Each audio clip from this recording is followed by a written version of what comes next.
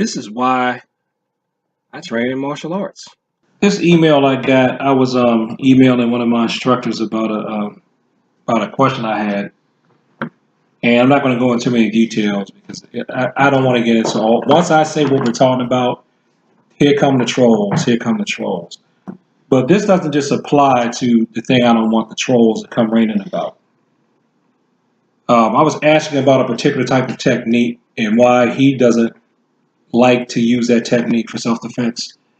And it's the classic concerns that you have in a fight, which is adrenaline and tunnel vision.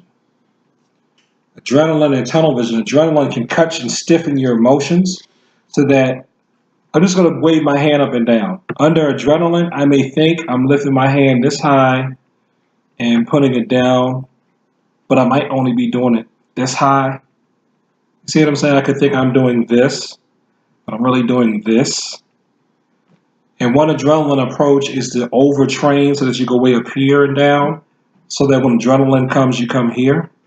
Some people believe that. Other people believe if you only need to come here, you need to train exactly that. That's what you'll do under adrenaline. And the tunnel vision, I remember that, the tunnel vision. A few fights I've been in, a lot of times you can only see the person that you're focused on. It's hard to stop yourself and spread that vision out so that you can focus on whatever's going on around you. But what this made me think of is when I've been able to do a few things that a lot of people would say that you can't do under adrenaline. And it's not that I've really done anything special. I just did it. I just reacted. I just did something. And then afterwards, when I thought about it, it was, oh yeah, I did such and such and such and such and such. I didn't try to force the technique. I didn't try to chase a technique. Something happened and I just started moving or not. I just reacted to the situation and something I've been taught showed up and enabled me to do what I needed to do. So I think I've been able to do stuff under adrenaline because, one, my cardiovascular endurance is really, really good at the time. So the sudden shock where your heart goes didn't throw me off completely. So that's one physical thing I think you could do, and you can get your cardio to be the best that it can be for you, regardless of what real shape you're in. And two, I don't have expectations that I'm supposed to react a certain way. No, I just react, and then whatever happens, happens. One perfect example of that is that thing I call the OK technique. I said you can use that. I had to use that to take the car keys from somebody that was trying to knock me upside the head with their kickboxing lessons. I couldn't pull that technique off, and when we were learning it, I couldn't do it. It's a fine motor technique. You can look up gross motor versus fine motor. I would have never expected in a million years to be able or have to even use that thing. And I certainly wouldn't have expected to have to use it the week after I learned it. But I did it. Because I didn't stop and think of, oh my goodness, what do I need to do? I just did something because I knew I needed to do something.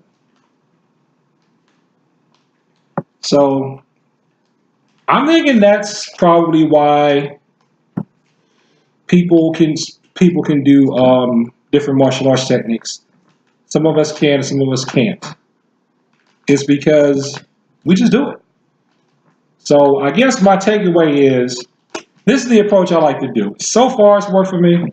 Some people say you should just take a few things and train them over and over and over so you have good general reactions that can apply multiple ways.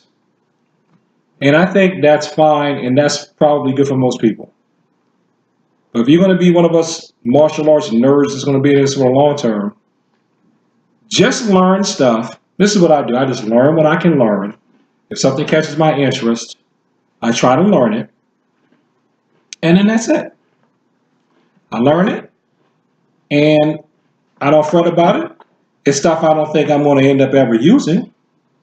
And it's stuff that I think I will use. I keep myself in the best shape that I can be in, even though I still got, weight and stuff like that. But I do my best with what I got. I just dump it all in there.